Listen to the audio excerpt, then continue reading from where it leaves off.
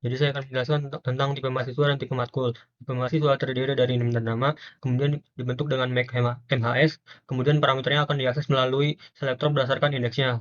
Lalu ada tipe mata kuliah yang terdiri dari nama, SKS, dan juga list nilai yang dapat dibentuk dengan make matkul yang kemudian parameternya akan diakses melalui selektor berdasarkan indeksnya. Kemudian untuk fungsi operatornya adalah ada nilai sekarang yang mengambil nilai akhir dari MK. Jika nilainya kosong, maka akan mengembalikan nilai satu. Jika tidak, maka akan mengembalikan nilai akhirnya, list akhirnya. Kemudian untuk sudah ambil MK, dia mengembalikan true jika list nilainya itu tidak kosong. Kemudian untuk mengulang MK, dia akan mengembalikan true jika panjang list nilainya itu lebih dari satu. Jika tidak, maka akan false. Kemudian untuk lulus MK, dia akan mengembalikan true jika nilai akhir dari MK-nya itu 2 atau lebih dari sama dengan 2. Lalu saya akan menjelaskan test case-nya. Untuk bagian tipe mahasiswa tidak ada fungsi operator, maka kita langsung ke tipe matkul. Untuk nilai sekarang fungsinya, eh, kita ada input 3,0 yang outputnya haruslah 3,0 juga. Lalu kita ada juga input 1,0, 2,5, 3,0, outputnya haruslah 3,0. Lalu untuk edge case-nya, bila ada list kosong maka outputnya haruslah minus 1. Lalu untuk fungsi sudah ambil MK, kita ada input 2,0, itu haruslah outputnya true. Lalu untuk test case yang list kosong itu haruslah false outputnya. Lalu untuk fungsi mengulang MK, ada input 2,0 haruslah outputnya false. Lalu untuk output yang 2,0 dan 3,5 itu outputnya haruslah true. Dan untuk input yang edge case-nya list kosong haruslah false outputnya.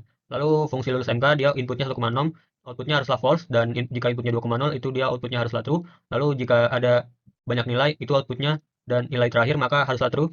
Lalu untuk lulus MK yang list kosong itu haruslah false outputnya. Kita lihat, dan oke, betul semua. Jadi, saya akan menjelaskan tipe bentukan transkrip. Dia dibentuk dari tipe bentukan MHS dan list of matkul. Dia dapat diakses dengan selektor-selektornya ini sesuai dengan indeksnya. Untuk operator, yang pertama ada cari matkul untuk mencari dan mengambil matkul sesuai dengan inputnya. Jika dia listnya kosong, dia bakalan keluarannya seperti ini. Kalau ada isinya, dia bakal cek yang pertama. Kalau sama, dia bakal keluarin. Kalau nggak sama, dia bakalan cek sisanya. SKS lulus, dia akan menjumlahkan semua SKS dari mata kuliah yang sudah lulus. Jika listnya kosong, dia bakal keluar 0. Kalau yang matkul pertama lulus, dia bakal keluarin SKS-nya ditambah dengan sisanya. Jika nggak lulus, ya langsung skip ke sisanya. Total SKS lulus itu adalah SKS lulus, tapi masukannya adalah transkrip. Matkul mengulang, menghitung jumlah matkul yang ngulang. Kalau listnya kosong, dia bakal keluar 0. Kalau ada isinya, dia bakal cek matkul pertama kalau lulus dia bakal satu plus sisanya. Kalau nggak lulus, dia bakalan langsung ke skip ke sisanya. Jumlah matkul mengulang adalah matkul mengulang yang inputannya adalah transkrip. Total SKS menghitung total SKS dari matkul yang sudah diambil. Kalau listnya kosong, keluar 0 ya. Kalau ada nilainya, dia bakal ambil SKS-nya. Kalau nggak ada nilainya, dia bakal skip langsung ke sisanya. Total nilai menghitung total nilai yang sudah tertimbang. Kalau listnya kosong, dia keluar 0. Kalau nilainya di bawah 0, skip ke sisanya. Selain itu, nanti nilainya dikali dengan SKS. IPK transkrip menghitung IPK dari transkrip T dengan suatu rumus. Kalau total SKS 0, langsung keluar 0. Selain itu, hitung berdasarkan dengan rumus yang ada. Oke, lanjut ke test case. Jadi yang fungsi pertama kita dapat total SKS lulus. Yang pertama ini sesuai dengan inputannya, maka kita akan mendapatkan 5, yaitu dari 3 plus 2.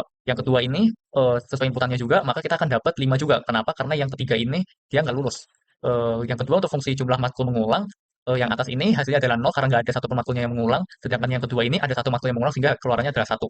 Yang ketiga untuk IPK transkrip sesuai dengan rumusnya tadi, maka yang pertama akan mendapatkan 0, yang kedua dapat 3,0, yang ketiga dapat 2,6, yang keempat juga dapat 2,6. Mari kita coba jalankan dan hasilnya benar. Transkrip berisikan beberapa transkrip mahasiswa. Kita konstruktorkan menggunakan make set transkrip. Oke, fungsi yang pertama ada transkrip, di mana akan menambahkan transkrip ke akhir transkrip S jika nih mahasiswanya belum ada di S. Jika sudah ada, nggak usah ditambahin. Dalam fungsi tersebut kita butuh dua fungsi antara itu check name dan check ST. Check name akan mengecek transkripnya sama nggak NIM sama dengan NIM. Kalau check ST akan mengecek apakah NIM itu ada di transkrip S atau enggak. Oke, jadi kalau kita cek dulu apakah NIM-nya ada di dalam check S transkrip, set transkrip. Kalau ada kita akan nggak usah diapa-apain. Kalau belum ada kita akan nambahin transkrip ke dalam set transkrip. Selanjutnya ada nilai matkul. Nilai matkul akan menambahkan nilai baru ke dalam mata kuliah nama MK pada transkrip mahasiswa dengan NIM yang ada di inputnya ini. Kita butuh fungsi antara itu update nilai matkul, di mana akan mengupdate nilai matkul sesuatu transkrip mahasiswa. Kita cek dulu apakah NIM-nya ada. Kalau NIM-nya ada berarti kita akan nambahin transkrip mahasiswa tersebut dengan versi yang terbaru. Kita cek terus sampai kalau nggak ada berarti kita akan return transkrip sebelumnya. Selanjutnya adalah cari transkrip mahasiswa, di mana kita akan mencari transkrip mahasiswa yang dengan menggunakan NIM. Jadi kalau NIM-nya ada kita akan kembalikan transkrip mahasiswa tersebut. Kalau nggak ada kita akan kembalikan returnnya adalah none. Oke, jadi saya akan melanjutkan jelaskan dari test case-nya. Pertama-tama ada AA transkrip. A transkrip itu akan menambahkan transkrip mahasiswa ke dalam set transkrip. Di sini kan ST1 masih kosong dan TR1 itu isinya punya si Genti. Jadi nanti outputnya seharusnya adalah transkrip dari mahasiswa Genti di dalam set transkrip ini. Selanjutnya adalah A transkrip yang selanjutnya yaitu ST2 di mana isinya mahasiswa Genti doang di dalam set transkripnya. Kita tambahin dengan si transkripnya si Andi. Berarti nanti outputnya Genti, transkrip Genti sama transkripnya si Andi. Begitu juga dengan ketiga kita tambahin dengan punya Benny. Maka outputnya itu bakal jadi punya Genti, Andi, sama punya Benny. Selanjutnya nilai matkul. Nilai matkul ini akan nambahin nilai matkul dari mahasiswa dengan dim ini. Misal ini punyanya si Benny. Si Benny di nilai mat 1 4. Kita tambahin di mat 1-nya nilainya 4. Dari sini jadi tambahin 4. Selanjutnya itu yang nilai matkul tapi nilainya itu sudah lengkap. Punya Andi, mat thesis sudah lengkap. Jadi nggak usah ditambahin apa-apa. Selanjutnya itu adalah cari transkrip. Cari transkrip ini akan mencari transkrip dengan menani mahasiswa ini. Jadi nanti kalau ada bakal dikeluarin transkripnya. Kalau nggak ada seperti yang kayak gini, maka outputnya itu akan dikeluarin none atau tidak ada.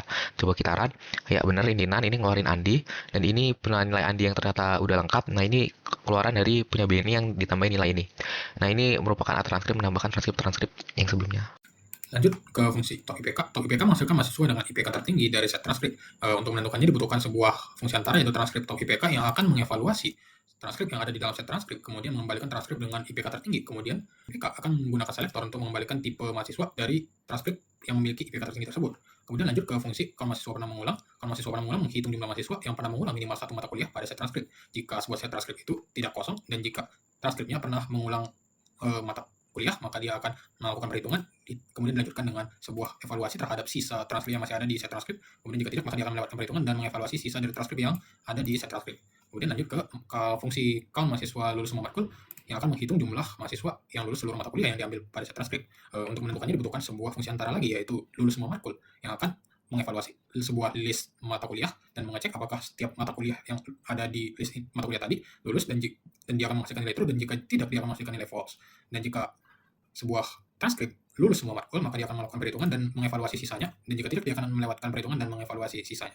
Untuk test case di sini menggunakan 4 case, yaitu yang pertama normal case, yang kedua ketika dua mahasiswa memiliki matkul dan nilai yang identik, yang ketiga ketika terdapat mahasiswa dengan nilai dan matkul identik, yang keempat jika terdapat satu mahasiswa saja dengan mata kuliah tanpa nilai.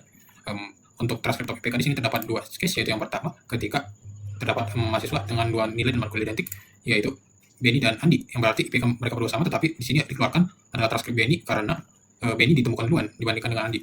Kemudian di sini untuk transkrip Cici dikeluarkan sebagai tok IPK karena Cici di sini meskipun tidak pernah mengambil mata kuliah apapun, dia tidak memiliki pembanding dengan transkrip lain sehingga dia dikeluarkan sebagai transkrip tok IPK, meskipun ini berarti IPK-nya adalah 0. Kemudian untuk kawan mahasiswa pernah mengulang dan kawan mahasiswa lulus semua matkul, edge case-nya adalah untuk case keempat, yaitu Cici dengan nilai yang tidak ada.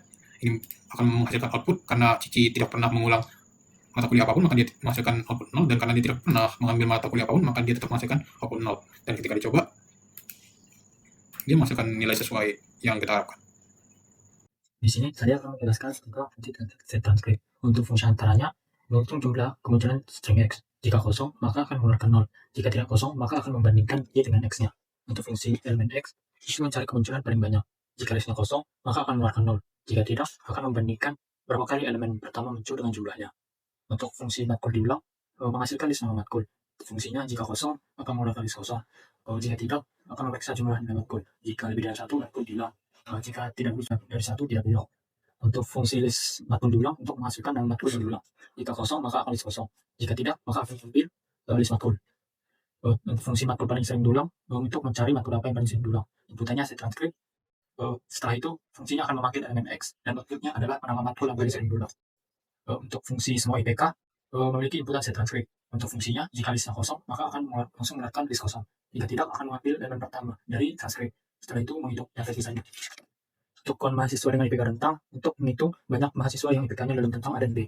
Memiliki parameter set transkrip overflow. Fungsinya, jika kosong, akan mengembalikan 0. Jika tidak, akan mengambil IPK pertama. Lalu dihitung apakah lebih besar sama dengan A dan lebih kecil sama dengan B. Jika iya, akan mengambilkan 1 tambah sisanya. Jika tidak, maka akan recursive. Nah, sekarang kita lanjut ke test case-nya. Untuk case yang digunakan itu ada 3. Dan untuk fungsi matkul paling sering diulang, untuk fungsi pertama outputnya itu adalah matlist, karena pada fungsinya matlist merupakan matkul yang paling sering diulang. Untuk fungsi yang kedua itu outputnya adalah alpro, dan untuk fungsi yang ketiga outputnya itu adalah 0. Dan untuk fungsi list matkul diulang itu untuk fungsi yang pertama outputnya adalah strukis, daspro, Pancasila, dan seterusnya. Untuk fungsi yang kedua outputnya itu adalah matis, alfro. Dan untuk fungsi yang ketiga outputnya itu adalah list kosong. Dan untuk fungsi call mahasiswa dengan IPK rentang itu untuk menghitung IPK dengan rentang di A sampai B. Dan untuk fungsi yang pertama outputnya itu adalah 1 karena pada fungsinya hanya ada satu mahasiswa yang outputnya 3 sampai 3,5. Dan untuk fungsi kedua itu outputnya adalah 2 mahasiswa. Dan untuk fungsi ketiga outputnya itu adalah 0. Dan ketika kita jalankan, ya betul.